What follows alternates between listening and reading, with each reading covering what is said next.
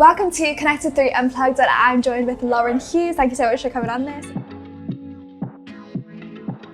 Would you mind starting off by telling us a little bit about you and your current role at Social Trinity? Yeah, of course. So I am the head of strategy at Social Trinity. We are a specialist social media and performance agency. In quite a unique position, we own an influencer network with over 430 million followers and have license to over 20,000 creators' content as well. And I essentially work with a huge host of brands from kind of small startups, independents, right through to kind of your household names. I'll work with them on kind of where they are right now, where they want to be, the internal resource that they've got, their team, their budgets, and what their goals really are. And I'll basically map out strategies across social media, community management, influencer, paid social, and PPC with kind of core KPIs and timeframes of how we're going to get them there as an agency. And then the team and I work on making that happen. Is it too late for brands to start posting on TikTok and growing their profile? I feel like there's so much competition at the moment. Absolutely not. But it's the reason that I'm doing a talk on TikTok today is it's still really misunderstood from the actual audience profile on the platform and how the platform is evolving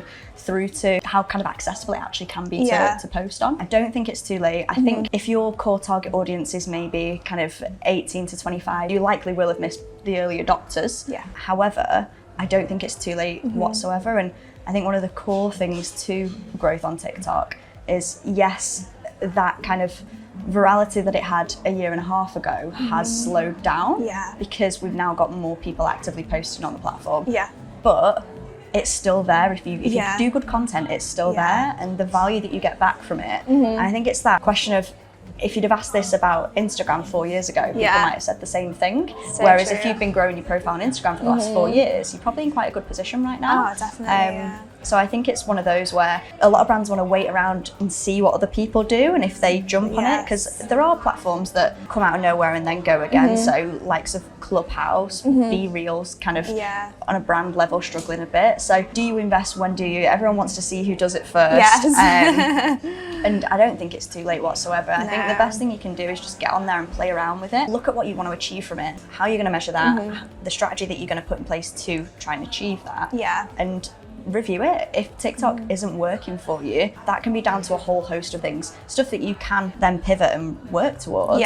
But also sometimes things where it might not be the right platform for you. It's not every platform is right for every single brand. So true, and I feel like brands, especially like obviously when it was all like blowing up and everything, and you can post one thing and your account will go viral or whatever, I feel like brands, when they're not getting that, like, oh, we're not doing it right, we're not, like, what is the point, you know? So I feel like, it's definitely the strategy itself has changed, like from however many, 3 years ago to now. What makes you go viral, I think you need to put a lot more work. I think it comes down to a range of things. I think one of the things that scared a lot of brands is the authenticity that's required and the video content side of things. So where brands are relying on high value production, beautiful photo shoots, video shoots, all the cinematic stuff that they might be using on the likes of Instagram or on their YouTube channels. TikTok doesn't need high value production, it needs good content. You can have authentic content that is aesthetic, but it has to be authentic first. And I think that's where a lot of brands, especially when they've been around for a while, they might have really rigid brand guidelines. And that can be a conversation that I can struggle with a bit when it comes to brand managers. And one of the best metaphors that I've got from it is you are the same person from the second you wake up, second you go to sleep. But you will adjust your appearance and your behaviour and how you hold yourself on different circumstances. Like you wouldn't go to your office job in the centre of town in your pyjamas, and you wouldn't go to sleep in a suit. So it's about the appropriate positioning for where you are. And that's where TikTok, it needs that more relaxed, that more authentic, that more behind the scenes approach. It doesn't need that super aesthetic, polished appearance there. Yeah, for sure. I feel like that's kind of almost like a USP in a way for that platform, because brands get to show a different side. It's like the behind the scenes and that, which probably on like Instagram and that, like before Reels and everything, they didn't really show that because there wasn't like a need for it. Whereas now, I feel like, I know I will, you go on TikTok, you search a lot of things. It's nice to see kind of how the brand is, what their like ethics are and what their culture is before you buy into it and spend your money. 100%. And like even some kind of more traditional brands, so say you look at the likes of M&S, their core target audience, they're on TikTok now and they're using mascots, kind of similar to how Duolingo have. And if you look at their content on TikTok versus Instagram, you can see that they're really getting that this is a different place, so you need to hold yourself differently. And that's not going to impact necessarily the perception of your brand. It's just showing that different side to you, the side that you might not show on a platform like Instagram or Facebook, or slightly different to TikTok. And it's just having that understanding of why an audience goes to each platform and what they expect and want to see there. And if you can really understand that and what works with your audience on that particular platform, then you're going to engage them. And with it, TikTok being an interest graph, if it's not interesting, it's not going anywhere. Exactly. As much as, of course, your followers are correlated to your performance and how well you're doing, it's your average views that is way more important, your engagement rate that is way more important than your followers. With it being interest driven, if a user watches a clip, follows that user immediately, it's super sweet. I do this all the time. The amount of accounts I follow on TikTok is ridiculous. Because in that moment of time, I'm like, this is the best thing since sliced bread. I love this. I'm going to love it forever. And then I don't, and I stop engaging with that stuff. That's when, even if you follow an account, if you're not engaging in it, you're not watching it, you're not liking it, not commenting on it, sharing it, TikTok's algorithm is so agile that it registers that, and it's not going to keep pushing you that content whether you follow them or not, because you're not interested in it anymore. What are the most common challenges that brands face when trying to grow on TikTok? I think there are multiple points to it. One, I think a lot of brands aren't sure whether they should invest in it or not, and if they do, to what extent. On top of that, I think a lot of brands misinterpret the platform. A lot of it comes from misunderstanding. So from my perspective, I don't care how much money you spent on that brand new shiny logo, how much you spent on that TV ad, recutting it and forcing it onto TikTok, it comes across as inauthentic, it comes across as ads, and they're not going to perform as well. And even still, the best ads are TikToks, whether it is in your organic content, your paid content, the influencers that you work with. If I often find if you're too forceful on your literal branding as opposed to like your brand personality and your messaging, then that's something that I find really like hinders brands' performance on there. What are some of the key metrics or indicators that brands should focus on to measure the success of a TikTok campaign? I guess it depends on the campaign that you're running and what you're trying to achieve with that campaign. On the premise that we're going for, let's say, growth, one of the key things that I would still look at is your average views, because that interest-driven algorithm, it's great to have more followers on there, of course it is, but if those followers stop engaging with you, then your content's not going to get pushed to them anyway. So I think the things that are really important is your average watch time, how much of that content are people watching.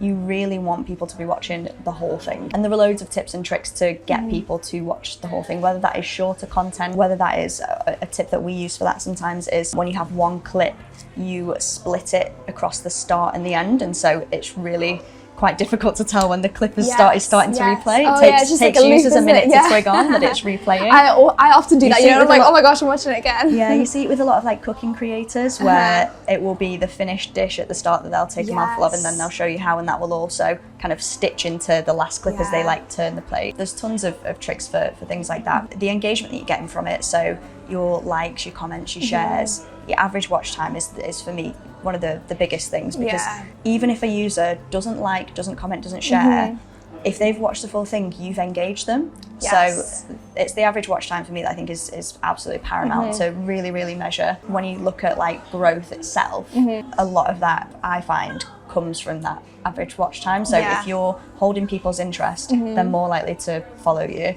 And if they continue to follow you and you're holding their interest, they're more likely to continue to see you in their feed. What has been your best failure within your career? This was a good few years ago, so it's still quite like new to like the strategy side of things. I pitched a very large brand, and at the time, in hindsight, as an agency, we were just too small for it, and I don't think we had enough relevant experience, but the brand did something that revolved around a sport that I did as a child. So I was like super nostalgic about it, like grew up loving this brand, like with my like favorite sports people like wearing this brand and everything like that. So, and because I had that nostalgia and that emotional connection to the brand, which they did really appreciate, I think I was just so set on getting it. I remember afterwards, we've had a small amount of investment into the agency a long time ago, but we still keep in touch with the investors, and they still really help us with kind of overall business direction and that kind of stuff. Like having young founders but experienced investors is for me like the absolute best of both worlds. For sure. With younger founders, you haven't got that rigid sense of like, well, this is the way we've always done it, so this is the way we have to do it.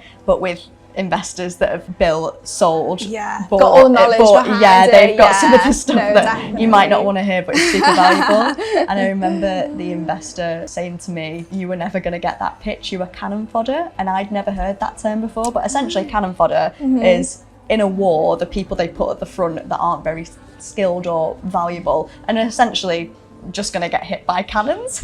And I was like fighting back the tears. But I think, like, whilst it might be like a bit of a failure, I definitely learned so much from it, and I think that really helps. Even though we do work with a really huge range of brands in size as well, I think when I'm talking to them now, it helps me understand realistically if they are a brand that we actually should be pitching or not. Because I think there's that level of, yes, you want to aim a little bit higher and get in with some of those bigger brands, of course you do. It's bigger budgets, really exciting work, great people to have on your like CV effectively. But there's always that level of realistic attainability, and you only have so much resource. I put so much time, emotional stuff into that pitch, and we didn't get it, and I was absolutely devastated. But I think in hindsight, like, I learned so much more from it than anything else. That's what you can take from it, isn't it? Just take the learnings, and then at least you've still come up with like a win, because if you didn't have the learnings, then 100%. I think at Social Trinity, whilst of course nobody wants to fail, we encourage trying new things. Like one of our key values is innovation, and I can't remember the exact statistic, but the amount of times that Nikola Tesla tried stuff and it didn't win, you only remember the experiments that work. We want our team to be innovative, to try new things and to experiment, and a big part of that is not everything will work, but the stuff, when you get that one that one in 100 that absolutely nails it, then it's totally worth it. Exactly. So for us, failure is not something that is massively like disencouraged or punished or anything like that. It's more like, if you do something and it doesn't perform in the way you expected it to, like, what can we learn from this? Whether that's a performance-based thing or it's a business-based thing or a training thing, like across the board, that's kind of the more of the ethos that we would work with. Up north today, you're doing a talk around the misconceptions of TikTok. So what are 3 of the most common misconceptions that you think brands have? One is massively about the demographic that is on TikTok. So people just think it is stuffed full of teenagers and that is it. That is really not true. Generally, when you get a new platform, younger generations are the first people to adopt it. They're the ones that get on there first, and then it tends to go upwards. We saw that with Facebook, that started in universities. Saw that with Instagram, like literally pretty much every platform will follow a similar pattern and has done. And I think that's the perception of TikTok, that it's only a really young demographic that's on there. But if you actually look at the percentage of audience that are between 25 to 34, that is massive in comparison. And so, I think that perception of the audience isn't on there or isn't going to be on there is so wrong. Like, even like my mum's on there and she's like buying like eyelashes and stuff through it and everything now, and I know not everyone's mum will do that. Like, my mum's quite hippified and is like a very curious person that tries loads of new stuff all the time, but like, it's moving up through the generations. We can see from the statistics last year of the percentage of the audience that were over 55 versus now, that has gone from 11% to 14%. So like, that percentage share is leveling out. It'll always have a younger demographic on it, but when you think about the amount of people that are actually on TikTok, you would be outruling millions of people by dismissing it. Thank you so much for joining us, and make sure you stay tuned for next time.